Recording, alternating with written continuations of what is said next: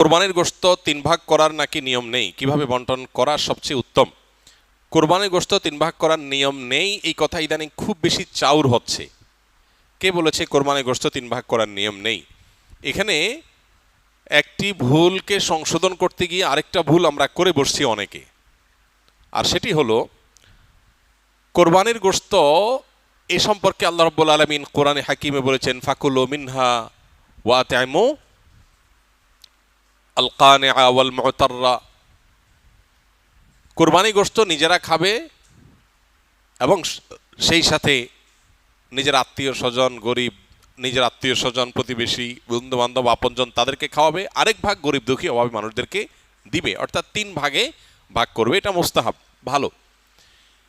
যে জিনিসটা আমাদের সমাজের সংশোধনযোগ্য সেটা হলো, সমাজের ভাগ নামে কোনো পশু থেকে থোক গোশত তুলে রেখে, 1/3 গোশত সরিয়ে রেখে মোড়ল মাতবররা তাদের মতো করে তারা বন্টন করেন।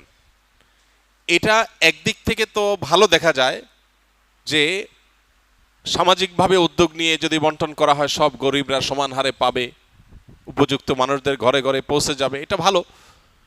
এটা আসলেই ভালো তখন যদি শরিকদের কারোর কোনো আপত্তি না থাকে। সবাই যদি বলে হ্যাঁ ঠিক আছে, এটা খুব সুন্দর পদ্ধতি, আমাদের সবার কোনো দায় দাবি নাই, সবার তরফ থেকে একটা গরুতে 7 ভাগে কোরবানি দেওয়া যায়, 7 ভাগ থেকে বা যে কয় ভাগে আছে সবার তরফ থেকে টোটাল গোশতের 3 ভাগের 1 ভাগ রেখে এলাকাতে দায়িত্বশীল যারা আছেন, মুরব্বী যারা আছেন, গণ্যমান্য যারা আছেন তাদের অধীনে ওলামা একরাম, ইমাম সাহেবদের মাধ্যমে পুরো এলাকাতে গরিবদের মধ্যে বন্টন করা হোক, আমাদের আপত্তি নেই। কারো যদি আপত্তি না থাকে কোনো অসুবিধা নেই, এটা ঠিক আছে।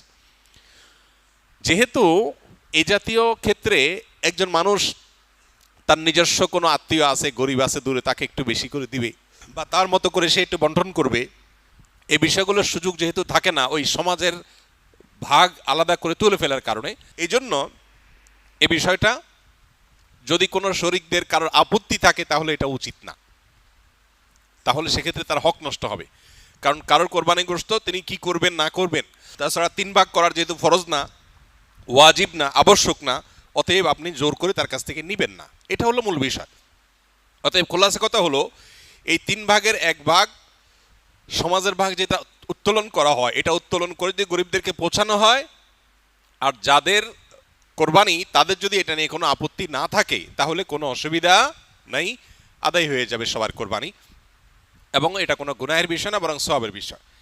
আর যদি কারোর আপত্তি আছে বলে মনে হয় তাহলে সেক্ষেত্রে এটা না করে তাকে স্বাধীনতা দেওয়া উচিত।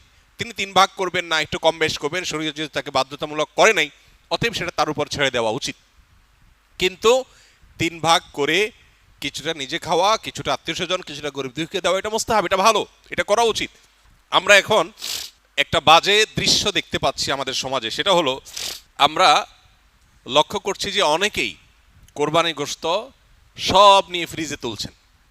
খুবই দুর্ভাগ্যজনক বাস্তবতা।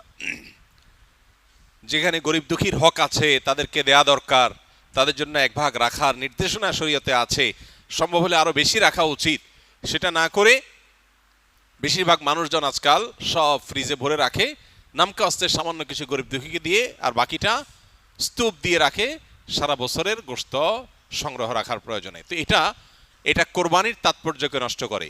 যে লোক আল্লাহকে সন্তুষ্ট করবার জন্য কোরবানি করেছে, সওয়াবের উদ্দেশ্যে কোরবানি করেছে, এটা তার কাজ হতে পারে না। অতএব 3 ভাগের 1 ভাগ করে গরিব দুঃখীকে গোশত দেওয়ার ব্যাপারটিতে আমাদের আরো বেশি আন্তরিক হওয়া উচিত। সম্ভব হলে বেশিরভাগ গরিব দুঃখীকে দিয়ে সামান্য একটু নিজে রাখলে আরো ভালো, যদি মনে হয় গরিব দুঃখী অভাবী মানুষের সংখ্যা বেশি হয়। অতএব 3 ভাগ করতে শরীয়ত ফরজ বা আবশ্যক করে নাই, ওয়াজিব করে নাই, এটা ঠিক, কিন্তু এর মানে এই না যে আমাদের সব গোশত ফ্রিজে নিয়ে ভরা উচিত, সেটাও ঠিক না। অতএব আল্লাহ তাআলা আমাদেরকে বুঝার তৌফিক দান করুন।